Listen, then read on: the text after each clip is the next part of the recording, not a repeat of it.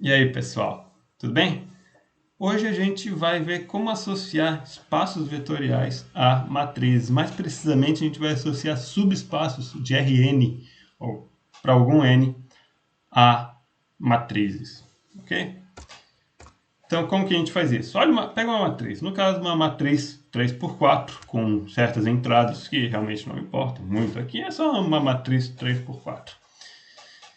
Olhando para ela, dá de ver que ela é essencialmente formada por, por vetores de R4, né?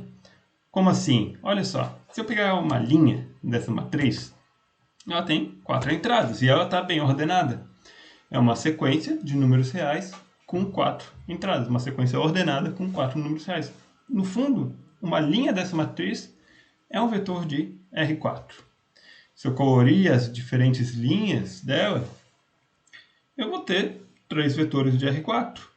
Tá, então, dada uma matriz, eu posso pegar as linhas, que são vetores de R4, e tentar, por exemplo, gerar o subespaço, considerar o subespaço de R4 gerado por essas linhas. Uma outra coisa que a gente pode fazer é não olhar para as linhas, mas olhar para as colunas. As colunas também são bem ordenadinhas, a gente normalmente lê uma coluna de cima para baixo. Então, as colunas da matriz são também sequências ordenadas de números reais, no caso de 3 números reais. Se a gente ler do modo usual, de cima para baixo, né?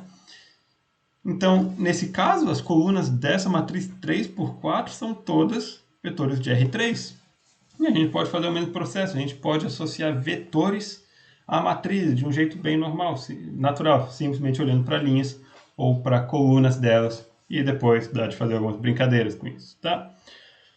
Mas assim, normalmente a gente escreve vetores de Rn como uma sequência escrita da esquerda para a direita, ordenada de números reais. E aqui as colunas não são escritas desse jeito, tá?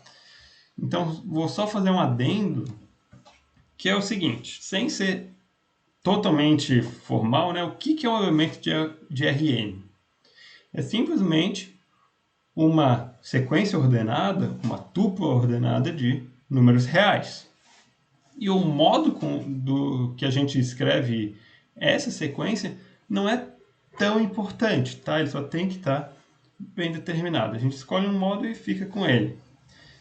Então, o modo usual que a gente adotou até agora é de escrever os elementos de Rn com parênteses, com vírgulas entre eles, da esquerda para a direita. Mas não existe nenhum motivo pelo qual a gente não poderia escrever os elementos de outro modo, por exemplo, de cima para baixo, ou até de baixo para cima, mas isso acho que ninguém faz, tá? Não é muito comum. Mas poderia escrever os elementos também de cima para baixo.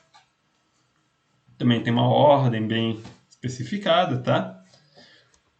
Então, o mesmo vetor de Rn, o vetor pelo menos intuitivo, que a gente pensa no vetor simplesmente como uma sequência ordenada de números reais, ele tem vários jeitos em que ele pode ser escrito. Ele pode ser escrito do modo usual, como a gente vem feito, ou poderia também escrever o mesmo vetor, denotar o mesmo vetor, entre aspas, como uma matriz linha, como uma linha de uma matriz que tem os vetores. Né? O vetor x1, x2, x3 poderia ser denotado como uma matriz que tem só uma linha, e nessa linha tem as entradas x1, x2, x3 nessa ordem. Ou a gente poderia escrever esse mesmo vetor de cima para baixo, como uma coluna de uma matriz, ou uma matriz coluna. Né? Escreve de cima para baixo, x1, x2, x3, as entradas do vetor. Tá? Então, é bem comum, na verdade, vetores de Rn serem denotados por matrizes coluna ao invés de sequenciazinhas ordenadas, como a gente vem feito, elementos do produto cartesiano, para ser mais formal. Tá? Então, essa terceira notação aqui, ela é bem comum, na verdade. Tá? Vários livros adotam ela. Mas como a gente já fez a definição de Rn usando isso, vamos tentar continuar com essa nossa escolha, tá? Não vamos ficar mudando muito entre colunas e notação usual. Mas se preferir usar vetores de Rn como colunas, pode ser feito também. O importante é que você não fica misturando esses jeitos. Se um vetor de Rn é uma coluna para você, escreve sempre como coluna, não fica escrevendo como sequência. Para a gente, vetores de RN são sequências, vamos escrever eles como sequências sempre, a não ser que seja mais prático, escrever como colunas. Não mistura, tá? É isso que é importante. Mas, em um caso, a gente vai usar, pode até usar colunas. Só em um caso bem específico que vai ser visto daqui a pouco. Viu?